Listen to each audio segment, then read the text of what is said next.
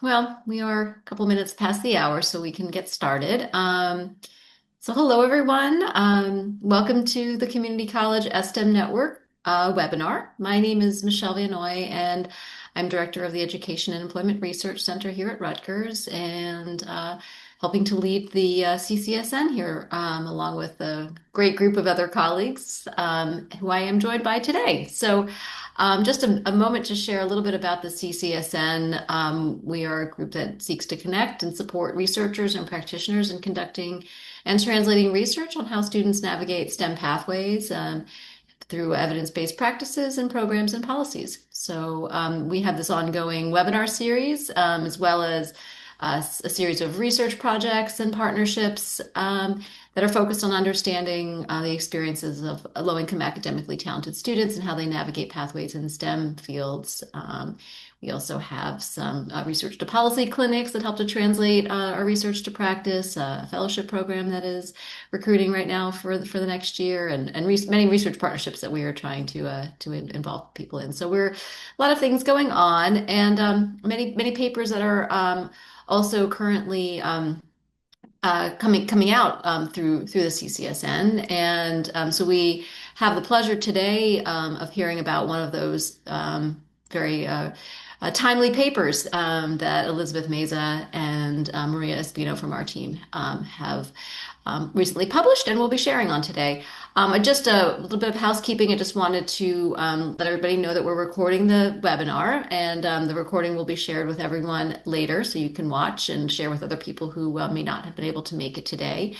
We usually ask to keep cameras off, but it's a small group today, so I think that's also fine to keep them on. But we do ask that you encourage you to ask any questions that you may have throughout the webinar, provide comments in the chat, and we'll answer them as we're able to. But I want to just hand things over now to my colleagues, Elizabeth, who's a researcher at the University of Washington and a co-PI on the project, as well as Maria Espino, a colleague here, a researcher at the EERC, and also a co-PI on the project. And we're really excited to hear about the really fascinating research that you both have done and recently published. And I'll hand it over to you to share the work that you have for us today. Okay, well, thanks so much, Michelle, and thanks everybody for joining us today. As Michelle mentioned, I'm Elizabeth. I work at the University of Washington. For many years, I was a community college faculty member and administrator, and really developed a passion around community colleges. And so now that's primarily what I study at the University of Washington. So today, Maria and I are going to talk about this paper that we just published, which is a paper looking at three different STEM programs in three different contexts. And the paper is called Beyond Financial Aid, Relational and Cultural Supports as Systemic Drivers of STEM Success for Community College Students. And I'm really excited that you joined us to hear a little bit more. And we'll try and get a little bit of interaction going. If you'd like to put in the chat your institution name and kind of what your role is, if you'd like, it'd be great to kind of get a handle on who's in the room with us today. So thank you very much. And we'll continue on. Um, so, as we all know, there's persistent inequity in STEM pathways. Low-income students remain underrepresented and are less likely to transfer to four-year programs. There's still quite a bit of attrition, and many students who start in STEM pathways depart without a credential. And in terms of STEM specifically, despite the fact that STEM is, quite a large federal program that supports many scholarships, only about 100 of the 600 something-ish awards go to community colleges. When we kind of did a survey, we kind of tried to do like a bit of a landscape analysis, and about 20% of the funding goes to community colleges. And that's despite the fact that, many STEM students are in community colleges. So we find that even within the STEM program itself, there's a bit of disparity. So we wanted to talk with STEM programs and with students and learn a little bit more about what was happening. So our research questions really revolved around how community college STEM students engage with the STEM scholarship and academic, social, supports across these three unique institutional contexts that we're going to talk a little bit more in a bit. And we wanted to ask students what aspects of the STEM program did they find most influential in shaping their academic and career decisions? So those are, kind of the basic framing questions. We learned a lot from students and from faculty members about a lot of different aspects of the STEM program that we're going to talk about today, not just these two questions, because as soon as you get them talking, you hear a lot of different things. But these are the two basic research questions that we started with. Go ahead, Maria. So we did a qualitative cross case study. So within these three different institutions, we looked at 62 STEM scholars and 9 faculty and staff across these three sites. So we did, depending on kind of what access we could get, really, we did semi-structured interviews with some students, we did focus groups, and then we looked at a lot of different documents as well, in terms of like, well, what do the application materials look like? What do the students see when they go to, try and sign up to be an STEM scholar? What are some of the things that they're looking at? Um, and what we did is we did both individual case studies. So we looked at these three colleges individually. And then what you're hearing about today is kind of us trying to wrap up these three into, well, what did we learn across these three contexts? And we used kind of three different frameworks, which I'll talk about a little bit more in a second. But sense of belonging was one, community cultural wealth we looked at, and then college access as well. So I think we can go ahead. All right, I'm going to spend a little bit of time on this slide because I think this is important. And this is something that we spent a lot of time talking about as a research team around these kind of theoretical frameworks. So the first one that kind of emerged and became important in our work is really this framework around sense of belonging, which is kind of something that's, a lot of you in the community college world have probably heard about recently. So sense of belonging, Strayhorn, he talks about how belonging is not a personality trait, it's an institutional achievement produced through repeated signals of mattering, care, and inclusion. So STEM programs then are mechanisms for generating belonging through structured support, and then belonging in turn increases all the outcomes that we care about, persistence, transfer, et cetera, et cetera. Then the second framework that we looked at was around community cultural wealth. This framework by Yoso really reframes capital. So maybe you know a little bit about, for example, transfer student capital. So this model kind of builds on that and looks at capital in education, recognizes aspirational, navigational, social, familial, linguistic, and resistance capitals students bring from their communities. So basically what this model does is move away from the deficit narrative that's plagued community college students and really tries to get students to think about, well, what kind of navigational capital do I have? What kind of social capital do I have? What kind of familial capital can I bring to the table? And really frame those in a positive light.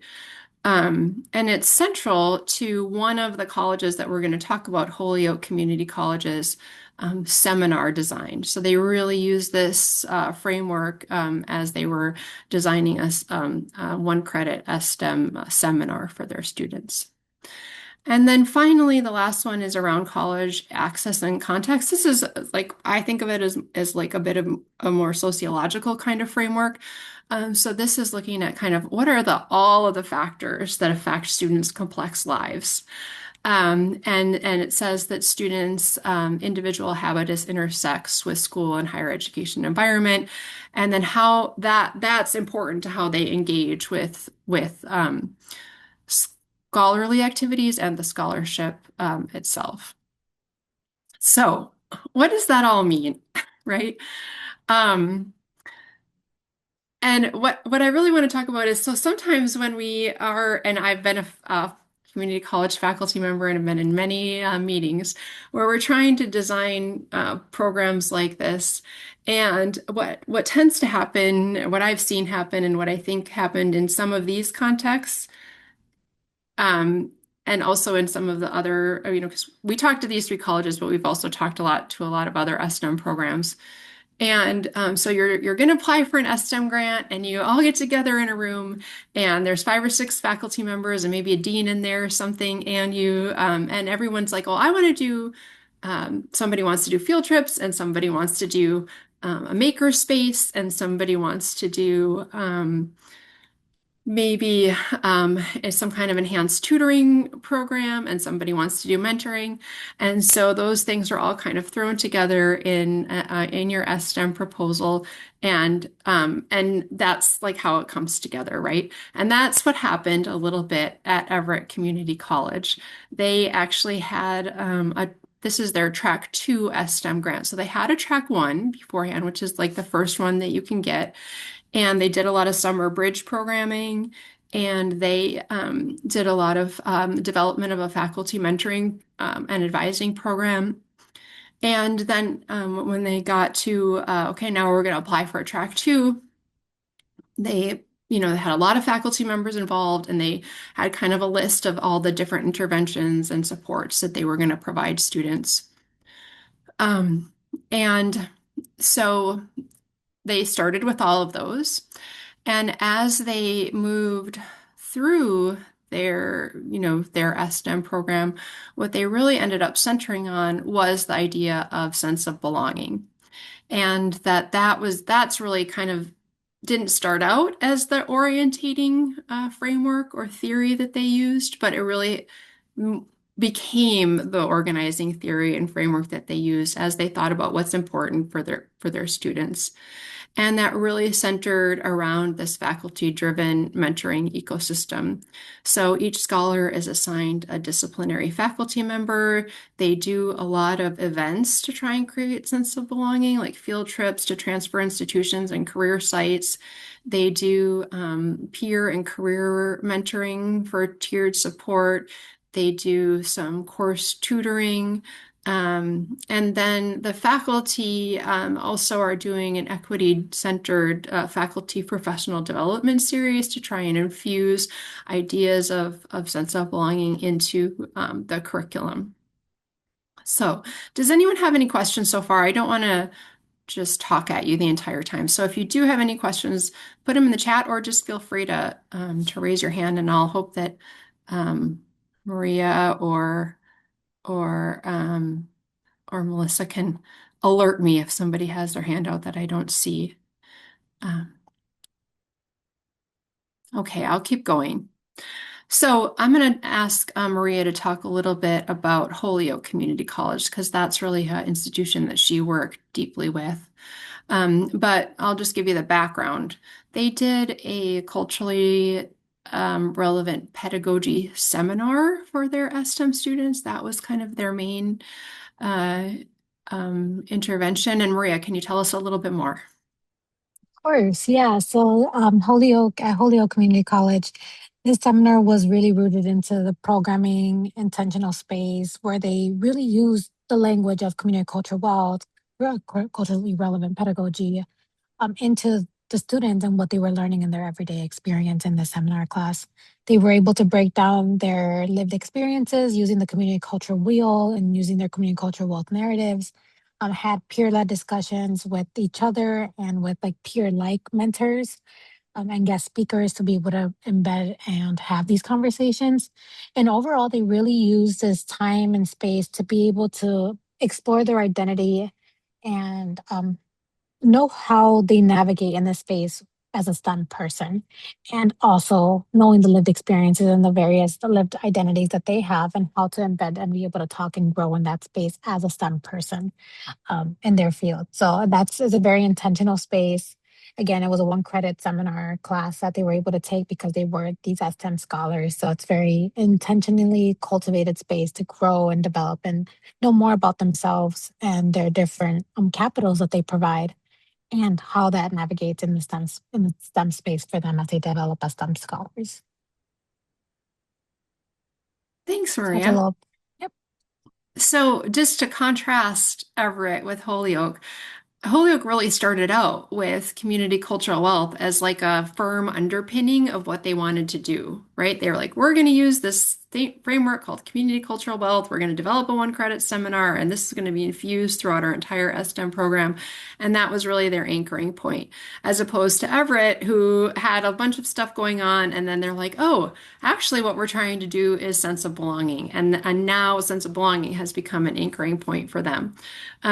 So, um, as we have researched STEM programs and looked at different STEM programs, we've seen those two different ways of operating come together. I'm working with another college, which is really has come to, again, didn't start out with a theoretical model, but now has come to transfer student capital as kind of the model that they're using and trying to do everything around building transfer student capital. So, moving on to the University of South Florida. The University of South Florida was a little bit different of a case study site for us because these are students who've already transferred. So they were community college students and have now arrived at the University of South Florida. They there have a model which is really centered around this idea of compensated community. So what they are basically saying is that we know that you're really busy. We know that you lead these complex lives, and we're gonna compensate you. We're gonna pay you essentially for doing all of this stuff because we recognize that this is hard. This is all of our meetings that we wanted you to go to, all of the things that we want you to do. We're going to make that really like part of the program. And so they do intrusive personalized advising. They do biweekly cohort scholarship meetings. They do all this stuff that is really around sense of belonging, but they frame it as like we're really doing this because we think that this is important and we think it's so important that this is what we're paying you to do. Um, is there anything else that I should say there, Maria? Do you? No? Okay. So any questions about those three kind of different models? They're very, um, we see a lot of different things happening in STEM programs. Some of these might sound familiar to you, and some of them might be like, we don't do any of that in our STEM program. So, um, yeah, go ahead. So Sumiti, is you that said, how you say it? Sumati, Sumati. Okay, thanks. thank you. Um, I really appreciate this opportunity. And I just had one quick question. You Sure. said, uh, doesn't STEM itself stand for scholarship in Yes. STEM? So if they're already being paid in terms of a scholarship, in the form of a scholarship, you're saying they're compensated for community participation. That I am curious about it. Yeah, that's a great question. So, they were able to, so they're basically it's kind of how they're framing it to students, right? They're not necessarily framing it as a scholarship. They're framing it as we want you to be part of this community that you won't need to apply for. And as part of this community that you apply for, here are the things that we want you to do as part of this community. And then they were able to get a little bit of additional funding from some other sources to kind of supplement some STEM funds. So it's really more of a framing way that, as I understand it. Maria, did you have a different take on that? Or Michelle knows a little No, bit about this program too. Yeah, no, I think for the most part, that's kind of how I was on time. I mean, meaning of it as well, but also because it is that bridge program. So like that also is like the resources of that bridge of support of, so it's a little bit more than just a scholarship. It's also like that community that's helping you to come over. That was my understanding pretty much as well as yours is, Elizabeth. Yeah. If I Sally? have anything to add. I used to work with Sumatsi at Kenyatta College. Hi, I'm Missy. Um, I'm wondering if that's more of a technical question too. I used to run two NSF STEM grants. So one of the things that we were told is we couldn't have requirements for students to get the scholarship funds. They had to be dispersed no matter what. So Mhm. we did try to say you have to submit your quarterly survey on time, you have to participate in X number of things, but even if they didn't, we would disperse the funds anyways. So I'm wondering, I'm just very technically curious about how Florida communicated that or if the rules have changed since we were running things. Yeah, that's a great question. And actually, the person who did the case study work at the University of South Florida was supposed to be here today, and at the last minute was not able to join us. So I don't want to speak to the technical details without them here because I don't want to get that wrong. But I can follow up and see if we can get that kind of information for you. My understanding was it was more of just how it was framed and communicated with to students that this was um, not, not necessarily a requirement, but we think these things are really important and and the scholarship is paying you. Um, and part of it is doing these things, but not, in the requirement kind of language. It's kind of, if that makes sense. Anyone? Okay. Um, I think we can move on then. So, um, so as we kind of looked across these three contexts, we came up with these three convergent themes. Um, so the first one is belonging as institutional achievement. So across all three sites, the students described STEM as creating family atmospheres and that belonging was structurally produced. Through mentoring, through cohort design, and through repeated signals of institutional care. So a student quote is, if I didn't have STEM, I'd probably be a lot more to myself and I wouldn't jump at certain opportunities. And the important part, I think, for us to think about and bringing out here um, is the structural part that the students really um, couldn't always attend all the field trips and all of the events that were happening.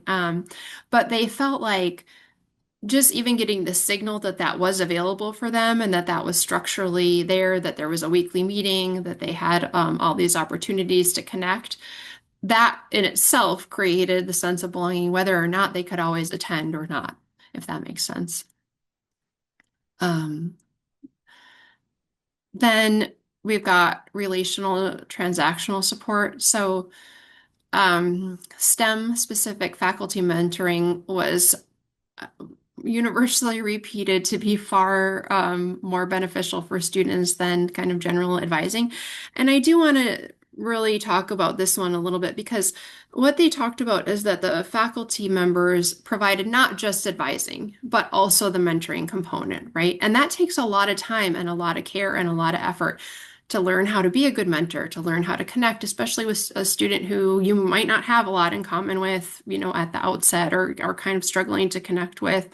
And then also the faculty members, that because we also talked to faculty members as part of this study, they really needed to do a lot of work to learn about different aspects of advising, right? And what was the pathway at, the University of Washington versus Washington State University, for example, for a student who wants to go into civil engineering.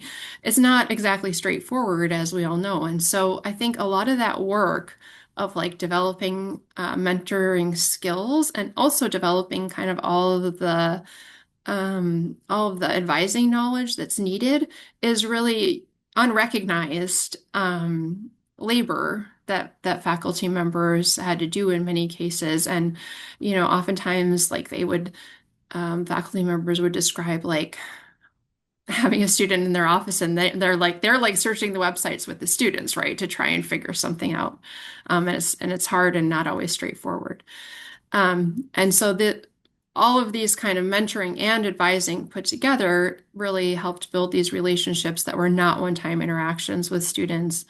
And so students really recognize that themselves, as I think you probably all know. And so one student quote was, knowing there are faculty invested in your success personally makes a very big difference in your mentality. Okay.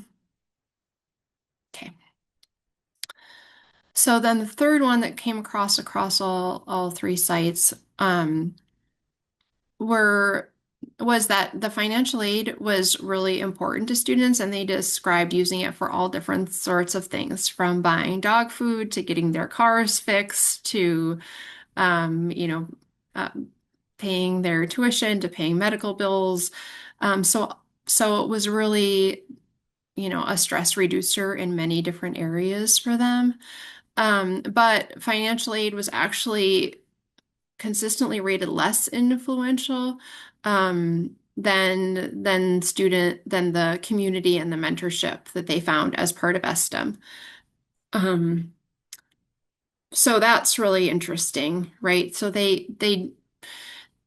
definitely, needed the money and appreciated the money, but when they talked about the STEM program, what they talked about was not the scholarship, as much as the mentoring and the community that they found. Um, so another thing that they really talked about was how the scholarship allowed them to reduce their work hours and therefore, focus more on their schooling. So that's really what the quote there reflects. Yes, we will do the presentation. We will send out the recording. Okay, I'm going to turn it over to Maria right now. Maria is really great at eliciting some really great student quotes. Really connects well with the students. So go ahead, Maria. I'll take over here. Yeah, of course. And as we mentioned, a lot of the main three aspects that really came up, that relationship piece was really important. And given the context of the University of South Florida, and that transition, that bridge piece, right? In Everett, this first student here mentioned the scariest part about transferring isn't even the harder classes. It's leaving the support system behind. So knowing that if their objectivity or their plan is to transfer, what does that look like when they do decide to leave? And that community, that sense of belonging, as Elizabeth has already mentioned today, is really important and essential to them. And what can they do to move forward and be able to build that different capacity at their different institution if this space is not intentionally created for them, like they did at Everett. Another student also shared at Holyoke that it was really cool to hear how everyone connected to certain ideas from all these different majors.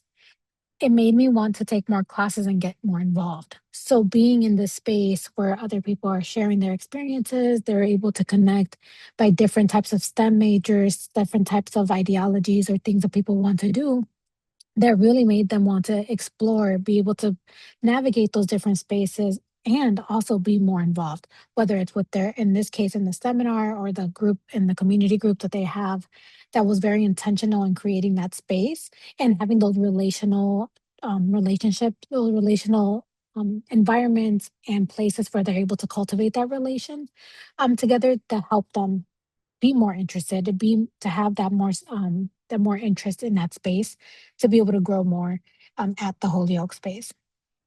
Here with a USF scholar, Oscar, having a program that supports you, you feel like you belong to some group of people and that actually empowers you. It's like a family. If you have family backing you up, you feel like you can take on the world. So again, that reiteration, that reaffirmation, validation that these programs do create that relational piece. They do go above and beyond to create that intentional sense of belonging where students are able to not only see themselves, but help each other create this community of family, like which a lot of students, being in college, especially for students with a low income lived experience, this tends to be a very new feeling and very new experience for them. So having that experience, especially at USF here for OSCOT's experience, um, shows that and allows that space of growth, support, and development where, as they navigate these STEM spaces. And lastly, here with Jim, another student from Holyoke, talk particularly about the seminar and that cultivated space. The seminar made me fall in love with learning again. It helped me see my own navigational capital, self advocacy, and persistence as strengths. So, again, having that intentional um, pull and knowing the language, right? So, in this case, they are taught what community culture wealth is, they're taught what the capitals are. So having that intentional language that is shifting the way that they're able to see their lived experiences as assets and take ownership of those capitals within themselves. So they're able to fall in love with learning again. They're able to seek out those experiences that they want to and be able to advocate for themselves while also advancing in their STEM majors, in this case in Holyoke. So, with all of these things in mind, one of the most important aspects that I know Elizabeth and I really sat with as we were writing this paper is making sure that we had very intentional and explicit implications for policy and practice. Because the research is amazing, but how do we do this, right? How do we have these actionable pieces, and how can we move forward as a community of practitioners and scholars that can advance this work? One of them is really reframing the purpose of the STEM, right? STEM is, it's an extra funding source, it's able to provide programming, but STEM is not necessarily just aid with supplemental programming, right? Programs should be intentional in designing and creating this sense of belonging centered ecosystem that allows students to be able to gain the financial support as a one piece of this, not necessarily the piece of the STEM. So being able to really reframe what that looks like, what are essential notes in the cohort model that is important for them to really repurpose and see what the intentionality and the practice piece of the STEM is at every given award setting. So there is an essential designation, design, implementation that's very unique and intentional for the STEM purpose. The second is structurally embedded relation supports. So again, making sure that there is intentional faculty members that are not only that one time off relationship, right? We want these intentional rooted relationships to have those required cohort spaces that could either be credit bearing like Holyoke's experience, either biweekly meetings, having intentional spaces that have this space and also bringing in that compensated community model of participation to really remove those economic barriers, right? Like we know there's a scholarship involved, but how much further can we actually embed that community model in it to be very intentional with the requirement and or that sense of belonging, as we mentioned with the reframing of the STEM? What can that look like to be a stronger community base for students? Addressing the transfer boundary, right? So as one of the students mentioned, like once they leave the space, once they left Everett, how is that going to look like for them? What is that community going to look like for them? That space for them. So making sure that NSF and for your receiving institutions develop some type of articulate agreements, those crosswalks, and or a bridge program that allows them to continue having that sense of belonging or that handoff, right? To be able to gain that experience so they don't lose that experience once they leave the community college. So they're able to still feel supported, still have that pathway once they transfer and get into their next season of what their educational career looks like.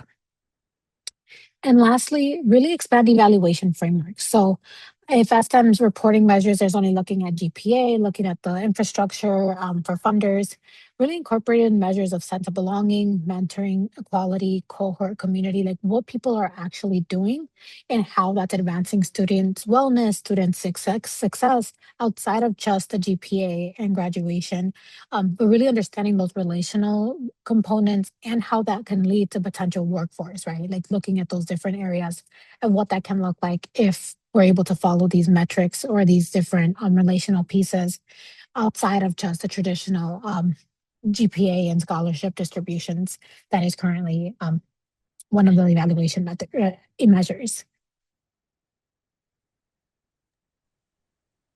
Yeah, I want to just kick in and add to that really quick, Maria.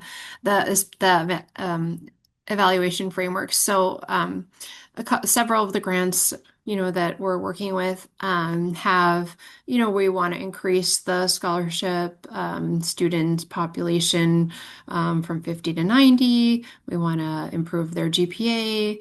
We want to, have 40% of the students persist, like these numerical measures. What might be interesting is one college I'm working with has like, we want to increase the number of faculty trained in mentoring from 20 to 40, like putting in those kinds of more qualitative, not, I mean, that is a numerical number, but the intent is not necessarily, a student persistence one, but more about like recognizing that work that the faculty are doing as part of this program, and sort of like putting that in as one of the evaluation measures, um, as an alternative to kind of student outcomes, like what are some things that faculty are doing, or we want to, increase the number of students who have the opportunity to do, a field trip or a tour of a company or whatever. Like, so, not just thinking about kind of our traditional persistence and completion numbers, but like the smaller pieces that STEM really works on behind the scenes. That's it. And I know there's a couple of folks, I know there saw that in the chat, there was folks who had STEMs in the past as well. Is there any other people who have used these frameworks in the past, or any frameworks that you all have used to do certain grants or different programming? I know if y'all want to throw that in the chat, that's something that we were really interested in getting to hear more from. Elizabeth, I don't know if you wanted to add anything on Yeah, this. sorry. This is my cue. I missed it. One thing that we actually wanted to ask you all about is to kind of share with us a little bit about your own frameworks that you've used, or your own techniques that you've used in this implications section. I'm particularly interested in whether any of you have the kind of one credit, seminar, kind of intro to STEM or intro to engineering or STEM 101 or something like that kind of coursework at your college that Holyoke, actually both Everett, not part of the STEM program. They have a STEM 101 class that, all of their STEM students take. Holyoke has this particular community cultural wealth coursework for their STEM students. I'm particularly curious about that. If anyone wanted to talk about it, but any of the implications, if anybody has anything to share from their institution about what you all are doing, it'd be great to hear a few additional stories.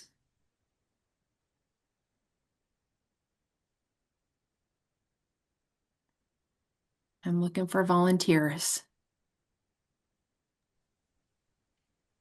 Go ahead.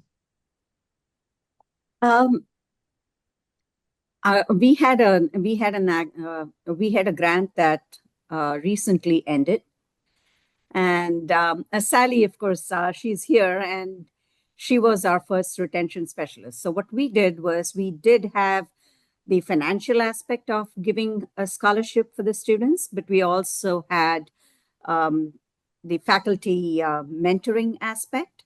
So we matched each student, each of our scholars with a faculty member. And we also had a retention specialist who did general advising, was more like a counselor, would meet with the students on a regular basis, help them navigate their course selections, and also help them with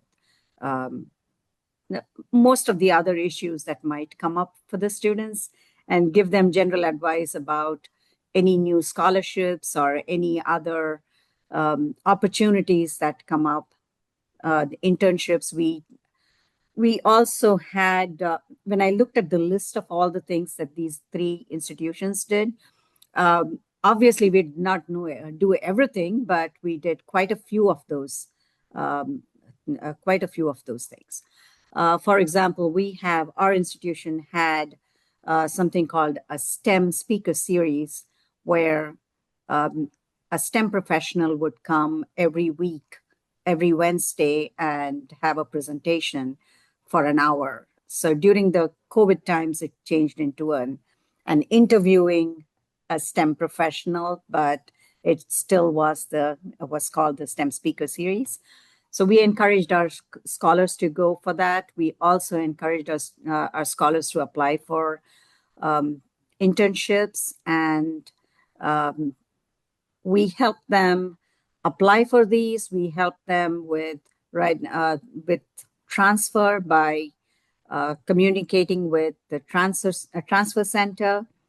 So these are some of the things that we did, and um, we were. I cannot take credit for writing the grant because I did not write the grant. I only inherited it from a faculty member who wrote that. And so, but I did have it for 5 years. It was supposed to be for 3 years, and I ended up doing it for 5 years with the extension. However, we had three amazing retention specialists over the lifetime of the grant. Sally was our first retention specialist, followed by another person called Kenna Class, who was an engineer herself, and she was African American engineer in aeronautics and mechanical. So she turned out to be a great mentor for students. And the third mentor was someone who took a lot of classes with us at the community college, as well as worked in, was doing his own master's in math, in applied mathematics. So these kind of, those kind of backgrounds helped a lot with connecting with the students. And we have a STEM center where we have tutoring, free tutoring for all our students, regardless of which classes they take. So it's not just for our students who are getting the scholarship, but it was in general. And many of our students started attending tutoring because we were encouraging them. And we did not have any specific rules for the mentoring part for the faculty. We left it to the students, and we left it to the student and the instructor, depending on how much time each had. So there was one instance where a student asked for a meeting every week, and it ended up having that particular person helping them to apply for a scholarship and also to write a paper, to do some research. So these were some of the things that we had, and our scholarship, our award turned out to be a great success. So I don't know if I have the energy to go and write another one, but I do want to share the recording from this one to with my colleagues. So maybe someone else would be interested in taking on something like that in the future. Thank you. Thank you. Thank you a lot for sharing what was happening at your institution. And I hear what you're saying about not being sure if you have the energy, but hoping someone else might. I mean, one thing that we're trying to do, with the CCSN is kind of share resources with each other to hopefully, kind of lessen the burden a little bit that we do know is on, faculty, PIs, especially at community colleges where the resources just might not be there quite as much. And, you already have a lot going on, at your plate. So appreciate that sentiment. Actually, thinking about that, has anyone, and I'm happy to, have anyone share anything about anything that's up here. But another question that I had is around additional funding opportunities that people might have used to supplement STEM. So we've been working with a couple of colleges that also had like an IUS or an ATE grant, and kind of were able to use the part of the STEM money that they could, but then bring in other funding sources from other parts of NSF or other parts of, other federal grants or even foundation grants to kind of supplement some activities. And just wondering if any of you have had experience with that and if that made a difference or anyone wants to share anything in that regard. I'll piggyback on what Sumati shared. So when I was up at Kenyatta with Sumati and the team, they at any given time we had something like 8 to 15 STEM grants going on. The biggest ones were the HSI STEM, the MESEP, and the NSFS STEM. So a lot of times, certain of the grant proposals and components were written with the idea in mind of what we already had existing through the other grants. So with the NSF STEM grant, we already had certain foundational activities going on through the HSI STEM grant. So we were able to say we can provide this level of support and these types of activities for the students because we have another team who's working on delivering um, this programming. And that was something that I've been trying to do now down here. Now that I moved back to SoCal, I'm at a community college in Huntington Beach. I'm running a MESA program. I'm the director. So it's a math, engineering, science achievement program. We just went from 30 colleges in California to we're going to be at 108 by next year. So I've been taking a lot of the lessons learned from the NSF STEM grant and our programming and using that to actually build my MESA program. And now what I'm trying to do, because MESA is restricted, its eligibility requirements. What I'm hoping to do is pilot a bunch of programs through MESA and then use that to help us apply for an STEM grant so that we can extend our offerings outside of MESA and not just have it limited to students on our program. So one of the big things that we're working on here is that idea. What I've learned is outside of academics, tying, especially for first-gen students in MESA, they don't have a lot of exposure to those careers or what it looks like to have that major in practice in real life. So, how do we do the career exploration, the hands-on opportunities, the kind of job experiences to increase that motivation, increase that sense of belonging, and increase that persistence? So, we're working on kind of a pipeline of job shadowing to informational interviewing to guaranteed internships to in-house research projects. So I'm trying to build that pipeline through MESA as a add-on to our academic supports, and then hopefully use that as a basis for an NSF STEM grant. And that's how we can draw in the faculty mentors. Because on our campus, we have a little bit of resistance from faculty because they all have experienced that unacknowledged labor. So we're trying to see if they can get something out of it, if we can get them a stipend, they're more likely to be involved. And then there's a direct takeaway to the students beyond just the normal kind of what we think of as the student services supports, but something that they can take their classroom learning and apply it to their real life and help prepare them for their future careers. And I did see Matthew's comment in the chat. I just wanted to comment on that. I was looking at trying to create a kind of intro to STEM or intro to MESA course, but there is a new law in California that's being cracked down on that students are being held to their financial aid based on the units that are related directly to their major for graduation and transfer. So it's a little bit touchy right now about asking students to take classes or have units that aren't directly tied to their degree, unless we have a really supportive financial aid officer who can help us craft the justification for why they're enrolled in those classes. But that is something I've been looking at pursuing too. No, thank you so much for sharing. I think that's such an interesting, especially because you're on the top end of like setting these up, right? So I think that's something really important to share. And again, that kind of goes back into the implications of how do we reframe the purpose, right? How can we reframe how we get these grants, right? So these additional justifications to have to get these grants and be able to share and show the history of being able to use that grant here, right? I So also think Elizabeth. that's really smart to, kind of Mhm. repackage one grant into another one, and how can we utilize these resources here in another way? That's something that, now being at a university, I feel like when I was at the community college, we didn't want to do that because we were like, oh, isn't that like somehow not allowed? Or how, wait, can we do that? And now that I'm at the university, like that's what people do. Like that is repackaging the grant is a skill set that is happening all the time. And sometimes community college in the community colleges, we're like really scared of doing like these kind of things, and then yes, go ahead. I'll just tell you, good idea. Repackage the grants, try and get as much funding as you can to really support what you need, the money that you need to be able to really do the program well. So I think that was breeding versus supplanting. Yes, yes, yeah, good. I like that. That framework. Okay.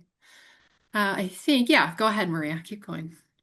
Yeah, no, we're pretty much at the end of ours. We just really wanted to hone in again the importance of the financial stability, the relationship building and mentoring, and just relationship building throughout, and ultimately that sense of belonging, cultural belonging.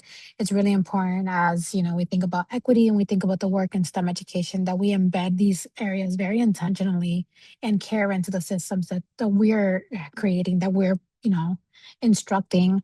And as we continue to design these programs and think about ideas that we can potentially integrate into our community colleges, really figuring out and being intentional in the way we provide financial support with those relational structures and cultural formation affirmation places that help retain, persist, and ultimately remove barriers, right? That allow students to really become the success that they want to be, to hit the achievement that they want to get, whether it's transfer, whether it's getting that degree at the community college, um, but allow the students to not only have the experience that they have by themselves, but provide them with the support and the intentional space where they're able to have others to rely on, either through mentorship, through the programming, and through the supports that they are needed given the community college and the spaces that they're a part of. So I think that's all we had for today.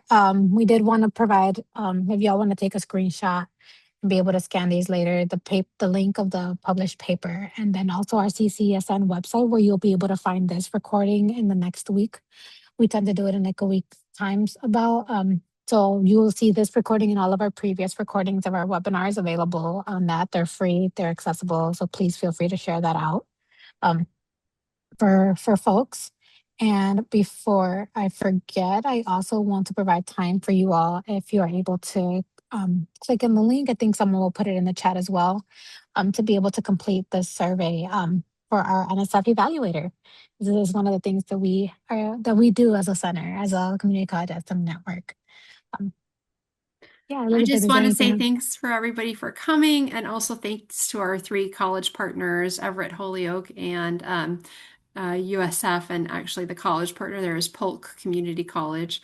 Um, and also let you know that that paper is open access, so won't run into a paywall to see that one. But if you wanted to contact Maria or I separately, we'd love to talk with you.